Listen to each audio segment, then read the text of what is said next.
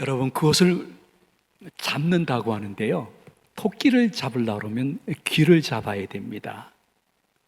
닭을 잡으려고 그러면 날개를 잡아야 편합니다. 여러분, 고양이를 잡기 위해서는 뒷덜미를 잡아야 됩니다. 잘못 잡으면 물리게 되죠.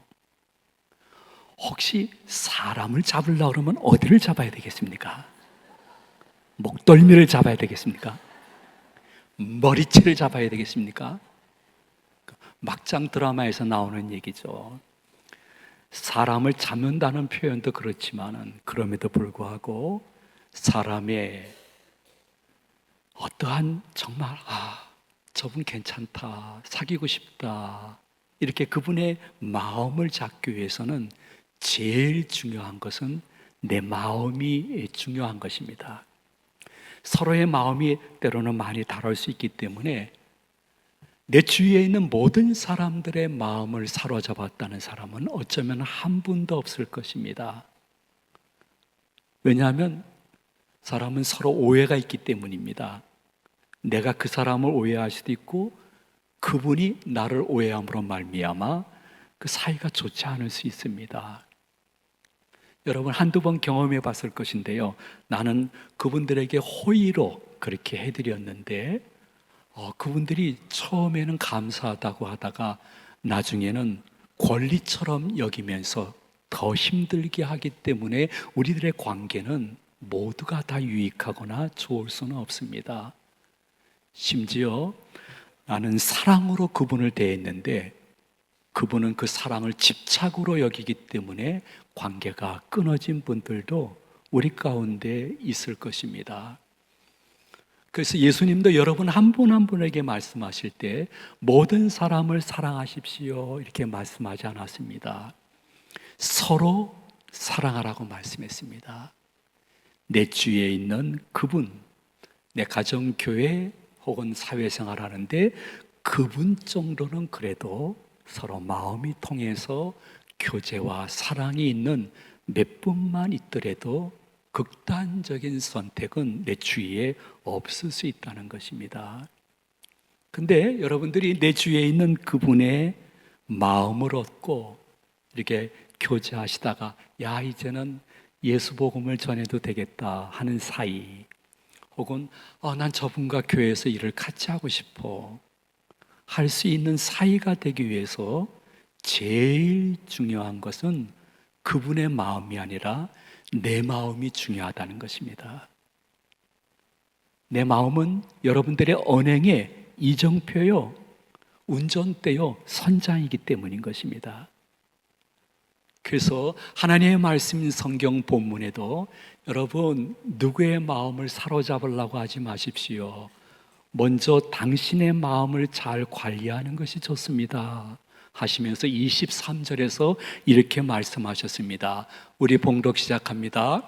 모든 지킬 만한 것 중에 더욱 내 마음을 지키라. 생명의 근원이 이에서 남이니라. 아멘. 그럼 우리 기독교인인데요, 기독교인이 가정과 교회, 사회생활하면서 내 마음을 지킬 수 있는 그 도구는 무엇일까? 믿지 않는 분하고 많이 다르거든요. 그 도구를 잠언 3장 5절에서는 하나님과 그의 말씀이라고 증거하고 있습니다. 우리 다 같이 봉독합니다. 너는 마음을 다하여 여호와를 신뢰하고 내 명철을 의지하지 말라. 아멘. 무슨 말씀일까요? 내 마음을 잘 다스릴 수 있는 방법은 내 명철이 아니라는 것입니다.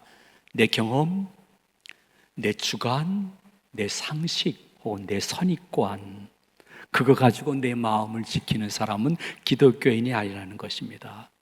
하나님과 그분이 주시는 말씀을 가지고 네 마음을 지키는 것이 우리의 의무요 특권이라고 증거하고 있는 것이죠. 근데 본문 23절에서 우리가 특별히 마음속에 간직해야 될 단어가 있다면 마음이라는 단어하고 더욱이라는 단어입니다. 마음이라는 히브리어는 훈련하는 집, 이런 의미가 있습니다. 우리들의 마음은 어느 날 갑자기 이런 마음이 생긴 것은 아닙니다. 긍정이든 부정이든 내가 계속 그렇게 훈련하였기 때문에 지어진 직과 같은 것이 마음이라는 것입니다. 그런데 여러분들이 훈련할 때에 다른 것이 아니라 내가 읽고 설교 시간 내가 들은 말씀이 여러분들이 도구가 되어지면 그 말씀이 살아 움직이면서 드디어 점점 내 생각과 습관을 바꿉니다. 내 생각과 습관이 바뀌게 되어지면 어느덧 내 언행과 삶이 전과 달리 새로워지면서 그러한 어려움도 말씀이 생각나서 넉넉히 이긴 내 자신을 보면서 내가 너무 기특할 때가 있었던 분들이 여기 계실 것입니다.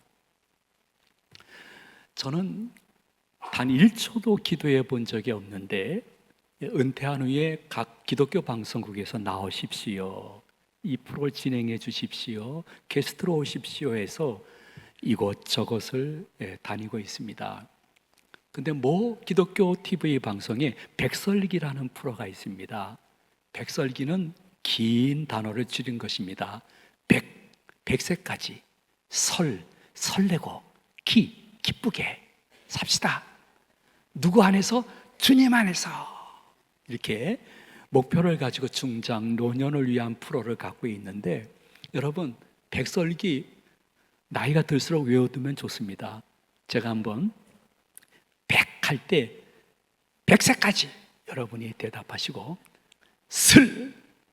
설이죠, 설레고 기 하면 기쁘게, 누구 안에서? 주님 안에서. 여러분이 멋지게 이야기하면 설교를 더 짧게 끝낼 수 있는 가능성이 있습니다. 한번 여러분 준비해 보시기 바랍니다. 100! 아이고 잘하시네요. 기! 누구 안에서? 아멘. 아멘. 거기에 보면 이렇게 고정 패널이 있습니다. 70 넘으신 분들은 알 수 있는 분인데, 모든 개그우먼의 원조죠. 문영미 권사님이 계십니다. 그분의 개그는 너무너무 시원했습니다. 근데 그 권사님이 이렇게 말씀하시더라고요. 제가요, 이 사람 저 사람에게 마음이 착해가지고 사기당한 게 15억이에요 그러더라고요. 우리 다 놀라는데 여러분들을 놀라지 않는 거 보니까 되게 담이 센 것 같습니다. 15억을 사기당했대. 그것이 자신의 전 재산이고 노후 대책이었는데, 그런데 그래도요, 15억 사기당하는 가정 가운데 기독교인은 한 명은 없었어요. 한 명도 없었대요. 근데 15억을 사기당하고 나니까 나이가 들면 들수록 너무 서럽고 분노에 차가지고 감당하기 어렵다는 거예요. 그는 후회와 분노의 눈물을 흘리면서 이렇게 성경책을 보여주더라고요. 그러면서 이런 말을 했습니다. 자, 예수님을 모를 때는 그렇게 내가 분노 속에 살고 있었지만은 예수님과 그의 말씀을 안 후에는 제 생각과 습관이 바뀌었습니다. 만약에 제가 이 성경 말씀을 몰랐다고 하면 영화배우 고 최진실 씨처럼 이 세상 사람이 아니었을 것이라고 확신합니다. 더 이상 다시 넘기 힘든 어려움이 있을 때에 읽었던, 들었던 성경 말씀이 생각나서 제가 다시 일어날 수 있었습니다. 그렇게 고백을 하더라고요. 저는 게스트로 참석하면서 마음속에 무슨 생각이 들었는가 하니, 저 권사님이 그분의 말씀을 알기 전과 후가 생각과 습관이 완전히 바뀌었구나. 예수님과 그분의 말씀을 모를 때는 분노에 차서 분노 외에는 다른 것이 없었는데, 그분의 말씀을 자신의 삶에 잘 적용하기 시작하니까 분노보다는 대처하는 방법이 달라졌구나.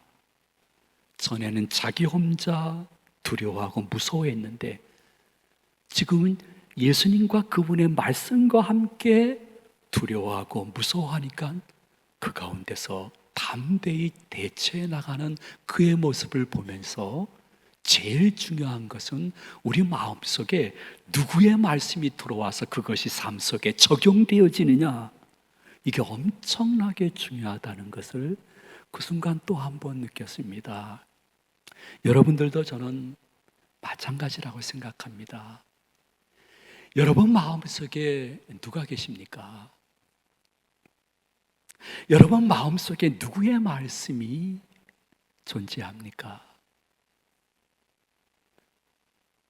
여러분이 정말 예수님이 여러분 마음속에 있고 그분의 말씀이 나의 삶 속에 잘 적용되어진다고 하면 감당하기 힘든 현실이나 사람 상황을 만났을 때 내 안에 있던 말씀이 생각날 것입니다. 문고사님뿐만이 아니라 대단히 많은 기독교인들이 이사야 41장 10절 말씀이 생각났다는 이야기를 들어봤습니다. 여러분들도 한번 읽어봤으면 좋겠어요. 다 같이 봉독합니다. 두려워하지 말라. 내가 너와 함께 함이라. 놀라지 말라. 나는 내 하나님이 됨이라. 내가 너를 굳세게 하리라. 참으로 너를 도와주리라. 참으로 나의 의로운 오른손으로 너를 붙들리라. 아멘. 예수님도 여러분 한 분 한 분에게 부활 승천하시기 전에 이렇게 말씀하셨습니다. 내가 세상 끝날까지 너희와 함께 있을 거야. 그러므로 너희들은 사회에서 어느 곳에서 혼자 있어도 홀로가 아니야. 내가 있잖아. 그런데 지금도 한국 교인들 중에는 적지 않은 분들이 예수님이 문 밖에서 계속 문을 두들기고 있는데 예수님의 두드림을 애써 외면하면서 예수님을 멀리서 바라보며 자신의 마음의 문을 열지 않는 분들이 있습니다. 수년, 수십 년 교회 다녔는데도 열지 않는 분들이 있습니다. 예수님은 여러분의 마음을 계속 두들기면서 여러분 안에 들어와서 여러분과 함께 먹고 마시는 동거의 생활을 원하고 있는데 예수님을 왕따시키는 분들이 현대 교인들 중에 많습니다. 지금도 이 설교 시간에도 어떤 지금 성도님 마음속에 주님이 문을 두드리고 계실 것이에요. 이거 제가 말을 지어내는 것이 아니라 계시록 3장 20절 말씀에 보면 예수님이 지금도 이렇게 말씀하고 있습니다. 우리 다 같이 봉독하도록 합니다. 볼지어다 내가 문 밖에 서서 두드리노니 누구든지 내 음성을 듣고 문을 열면 내가 그에게로 들어가 그와 더불어 먹고 그는 나와 더불어 먹으리라. 아멘. 근데 내가 왜 예수님을 그렇게 섭섭하게 하거나 예수님을 계속 왕따시키고 있습니까? 이유는 최소한 두 가지라고 생각합니다. 제일 먼저는 내가 예수님의 십자가의 은혜로 구원을 받아 죄 용서함 받고 하나님의 자녀 되었다는 정체성이 분명하지 않기 때문에 의심이 더 많아지는 것입니다. 질문이 더 많아지는 것입니다. 물론 의심과 질문은 결국에는 자신의 정체성을 확립하는 데 굉장히 좋기 때문에 다 나쁘다고 말할 수는 없습니다. 그러나 계속해서 믿음의 사춘기를 벗어나지 못하고 예수님과 진리에 대해서 의심만 하는 것은 굉장히 어린 신앙인 것입니다. 여러분, 아주 어린 신앙의 예를 제가 한번 이렇게 들어볼게요. 부엉이는 밤에 활동합니다. 근데 부엉이 어린 새끼가 엄마한테 물어봤대요. 엄마, 나 부엉이 맞아? 너 부엉이 맞지? 했더니 어린 새끼가 그러더래요. 내가 부엉인데 왜 밤만 되면 졸립지? 계속 질문만 하는 것이에요. 의심스러운 거예요. 어린 새끼 오리가 있었습니다. 엄마한테 질문했습니다. 엄마, 나 오리 맞아? 맞아, 너 오리야. 근데 왜 자꾸만 추우면 나는 닭살이 돋고 있지? 오리인데 왜 닭살이지? 이상하다. 계속해서 정체성이 의심되어지니까 해답이 없는 거예요. 예수님과 점점 가까워지지 않고 그분에 대한 확신이 없게 되어지면 교회 출입하는 것에 익숙한 교인은 될 수 있으나 종교인은 될 수 있으나 그리스도인은 아직 아니라는 것입니다. 또 한 가지는 우리는 머릿속으로는 예수 그리스도를 인정하지만은 내 마음으로 그분을 영접하는 것은 아직은 아니라고 생각해. 놀라운 사실이 있습니다. 우리 한국에 있는 이단 사이비들이 얼마나 많습니까? 근데 그 이단 사이비들은요, 인간 교주거든요. 가짜 예수입니다. 근데 이단 사이비를 따르는 분들은 가짜 예수를 진짜 예수인 줄 알고 목숨을 걸고 지금도 따르고 있습니다. 모든 건 내버리고 따르고 있습니다. 여러분 정도의 신앙생활이 아닙니다. 저는 악한 영의 역사라고 생각합니다. 그렇지 않고서는 인간이 그렇게 갑자기 바뀌어서 인간 교주에게 자신의 모든 것을 바칠 수는 없을 것입니다.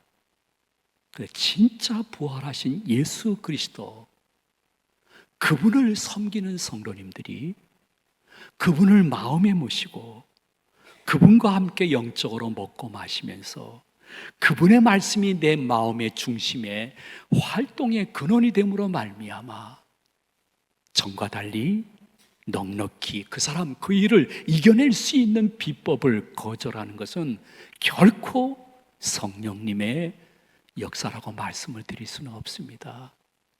물론 여러분 마음속에 예수님을 영접하지 않고 그분과 동고동락하는 것을 싫어하시는 분들은 하시는 말씀이 늘 동일합니다. 저 어렸을 때나 지금이나 동일합니다.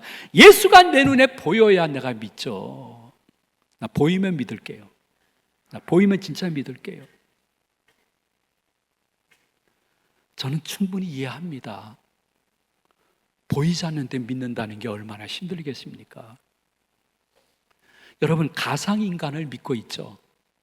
존재하지 않는 인간이지만은 우리가 휴대폰이나 신문을 보면서 와, 진짜 사람하고 똑같네 보면서 믿고 감탄합니다.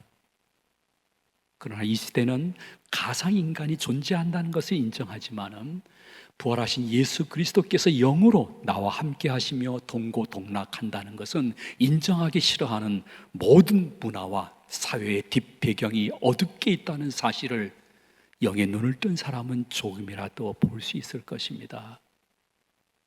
근데 여러분, 진정한 신앙생활의 새로운 시작은 어디서 시작되는 줄 압니까?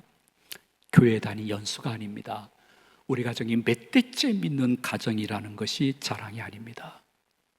내가 어느 날 드디어 내 마음 문을 열고 예수 그리스도를 나의 구주와 삶의 주인으로 영접해서 이제 내보내지 않을게요 할 때 그때부터 진정한 그리스도인의 신앙생활은 시작되어지는 것입니다. 동시에 그 예수 그리스도와 일주일 동안 삶 속에 아름다운 동행하다가 점점 내 삶에 예수로 예수로 충만해져서 예수님을 진정으로 사랑하는 표현을 하다 보니까 어느 날 예수님이 나를 사랑하는 표현을 해준 것을 간증과 전도의 자료로 쓸 수 있는 사람들이 진정한 그리스도인이요 제1교회 교인들이 그러한 성도님들 되시기를 축복을 드립니다. 지금도 주님은 여러분 마음 문 밖에서 두드리고 계십니다. 여러분의 신앙 연수나 직분 계급장 내려놓고 오늘이 나의 예수님 영접하는 마지막 날인 양 영접하셔야 됩니다. 그래야만 여러분이 오늘이 나의 제2의 생일이 될 것입니다. 주님은 여러분 한 분 한 분에게 말씀해 주시면서 이렇게 귀한 말씀을 주시고 있습니다. 영접하는 자, 그 이름을 믿는 자. 복음성에도 나오는데 요한복음 11장 12절, 1장 12절 말씀 우리 다 같이 봉독하도록 합니다. 영접하는 자, 곧 그 이름을 믿는 자들에게는 하나님의 자녀가 되는 권세를 주셨으니 이는 혈통으로나 육정으로나 사람의 뜻으로 나지 아니하고 오직 하나님께로 난 자들이니라. 아멘. 자, 여러분들에게 혹 예수 그리스도를 영접하지 않은 분 있으면 영접할 수 있는 기회를 드리도록 하겠습니다. 그래서 오늘이 제2의 생일이 되었으면 좋겠습니다. 예수 그리스도를 이제는 영접하겠다고 하시는 분들은 그냥 조용히 오른손을 꼭 이렇게 쥐어 주시면 좋겠습니다. 주먹 쥐어 보시기 바랍니다. 그리고 제가 영접 기도를 여러분 대신해서 아버지 하나님께 올리도록 하겠습니다. 부끄러워하지 마세요. 주저하지 마세요. 옆에 사람 볼 필요도 없습니다. 오른손 쥐신 분들은 제가 대신에 영접 기도를 올립니다. 아버지 하나님, 저 지금까지 예수님이 문 밖에서 두드리는데 영접하지 않았습니다. 4시간 제 마음 문 열고 주님을 영접합니다. 들어오소서. 좌정하소서. 다시는 예수님을 내쫓지 않겠습니다. 천국 가는 그날까지 주님과 아름다운 동행할 것을 약속합니다. 그동안의 저를 용서하여 주시옵소서. 저를 새롭게 하여 주시옵소서. 저를 사용하시고 영광 받아 주시옵소서. 예수님의 이름으로 기도합니다. 아멘. 하신 분들은 손을 잠시 놓으셔도 괜찮습니다. 힘을 푸셔도 괜찮습니다. 여러분 한번 이런 걸 생각해 보셨습니까? 인간, 시간, 공간, 이 세 단어 속에 포함되어 있는 단어는 간입니다. 간. 간이라는 것은 사이를 의미하는 것입니다. 사이는 관계를 의미하는 것이죠. 그러므로 인간인 내가 시간을 내어서 교회라는 공간 속에 들어와 예수님을 영접했다는 것은 그분과의 관계가 새로워지고 너무 좋아졌다는 것을 의미하는 것입니다. 여러분들은 오늘 어쩌면 당연하게 특별한 의미 없이 예배드림의 자유에 전혀 제약이 없기 때문에 그저 그런 마음으로 돌아왔을 것입니다. 근데 여러분, 예배를 드릴 수 있다는 게 얼마나 큰 축복이고 말할 수 없는 은혜라는 것을 이분을 통해서 한번 느껴봤으면 좋겠습니다. 그분은 어느 교회를 등록했습니다. 새신자 등록하는 분에게 이렇게 이야기를 했습니다. 저는 이 교회에 2달밖에 나올 수가 없어요. 이동신자였던 그분의 그 말이 너무 이상해서 새가족을 담당하시는 분은 왜 교회를 2개월밖에 못 나오세요? 하고 질문했더니 이렇게 대답을 했습니다. 예, 제 남편이 제가 교회 다니고 예수 믿는 걸 지독하게 싫어하고 핍박하거든요. 그래서 교회를 다닐 수가 없었습니다. 근데 우리 남편이 승진 시험을 앞두고 2개월 동안 출퇴근 시간이 아까워서 회사 근처에서 방을 얻어서 집중 공부하겠다고 하는 것입니다. 저는 기꺼이 허락을 했습니다. 그래서 저한테 2개월 동안은 교회를 다닐 수 있는 감격과 희열이 생겼습니다. 저는 2개월 동안 예수님과 더 깊은 교제하며 예배드리고 신앙생활하기를 원합니다. 그분은 2개월 후에 다시 주일날 교회를 나오지 못하셨습니다. 여러분, 인간인 내가 시간을 내어 예배당이라는 공간에 와서 예수 그리스도의 말씀을 듣고 그분을 다시 내 마음과 삶 속에 영접하는 것, 이제부터는 예수 그리스도가 나의 영혼 구원의 유일한 주님이시요 나의 일상 삶 속의 유일한 주인이십니다. 그 집에 들어갈 때 제2교회 교표를 보면서 예수님 오늘 함께 해줘서 고마워요. 들어가서 가족들하고 재미있게 쉬다 잘게요. 할 수 있는 사람이 어디 있는가 찾으시는데 주님께서 지금 주먹을 쥐고 헌신하신 분에게 새로운 신앙생활의 기쁨과 주님과 동거하는 즐거움도 주시지만은 점점 주님을 모시게 되어지면 가족과 교인과 사람들에게 전과 달리 많이 너그러워지는 나를 발견하게 될 것입니다. 그것이 예수 영접한 증거 중에 하나인 것입니다. 어떤 분은 조금 너그러워질 수도 있을 것입니다. 그러나 그 조금도 대단한 것입니다. 예수님은 여러분 한 분 한 분에게 말씀하십니다. 예수를 제대로 영접했으면 그분을 영접한 증표를 가족들에게, 교인들에게, 자주 만나는 그 사회의 그분들에게 보여줘야 된다는 것입니다.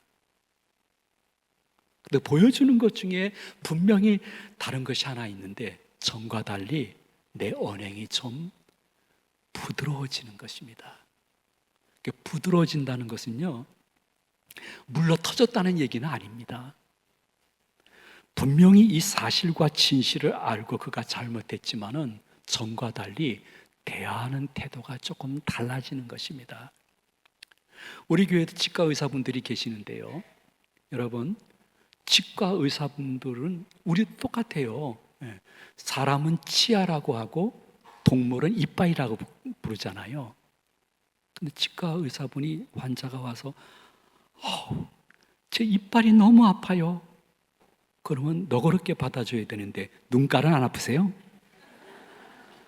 그럼 이게 너그럽지 않은 치과 의사예요. 환자도 다시는 그 치과 하고 싶은 마음이 없을 수 있는 가능성이 있습니다.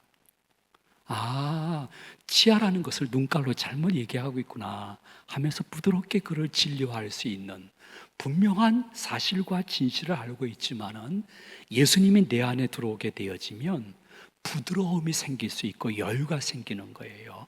이것을 예수님은 친히 말씀하시기를 마태복음 11장 29절에서 자신의 성품을 이렇게 말씀해 주었습니다. 우리 다 같이 한번 봉독하도록 합니다. 나는 마음이 온유하고 겸손하니 나의 멍에를 메고 내게 배우라. 그리하면 너의 마음이 쉼을 얻으리니. 아멘. 예수 영접한 분들이 사는 것은 그 지상의 자그마한 낙원이 될 수 있는데 부드러워지게 되어지면 그 사람의 단점도 보이지만 그때부터 장점도 보이기 때문에 내 언행과 표정이 바뀌는 거예요. 그분이 나에게 잘못한 것만 지금까지 생각했는데 예수가 들어오게 되어지면 그분이 나에게 잘해준 것도 생각나서 대하는 태도가 달라지는 것이에요. 근데 내가 의식적으로 한 것이 아니에요. 점점 내가 부드러워지게 되면 나를 힘들게 하는 그분을 향해서 내가 계속 불만과 저주를 이야기하다가 어느 날 그분과 그분의 가족을 위해서 나도 모르게 짧게 기도가 나왔어요. 굉장히 예수님의 영이 충만해진 상태에 들어가는 것이에요. 그러다가 내가 그 사람을 덮어주고 도리어 축복하면 하나님도 나의 잘못을 덮어주고 축복해 주실 줄로 믿습니다 하면서 삶의 방식이 달라짐으로 말미암아 어느 날 그 상대방 마음속에 야, 너 같으면 나도 한번 교회 가보고 싶다 할 수 있는 것이 진정한 성도의 아름다운 성품이라는 것을 우리에게 알려주고 있습니다. 시간이 많이 지났기 때문에 말씀을 줄이도록 하겠습니다. 사랑하는 제 가족 여러분, 통에 쌀을 담으면 쌀통이 됩니다. 그러나 쓰레기를 담으면 쓰레기통이 됩니다. 여러분 마음속에 일주일 동안 무엇을 담느냐에 따라서 여러분의 정체성은 달라지고 여러분의 효용성도 달라질 것입니다. 여러분 마음속에 누구를 담아야 되겠습니까? 무엇을 담아야 되겠습니까? 다시 일주일을 시작하는데 훈련해 보십시오. 여러분 마음속에 예수님을 담고 그분의 말씀을 담고 오늘 받았던 말씀 중에 한두 개라도 내 삶에 실천하다가 여러분들 오늘 마지막 일어나서 부를 찬송이 이제는 이해되고 내 신앙 고백이 되어지는 은혜가 있기 위하여 우리 한번 다 같이 일어나서 이 찬송을 마지막으로 한번 불렀으면 좋겠습니다. 찬송 가사가 기도 제목이 되었으면 좋겠습니다.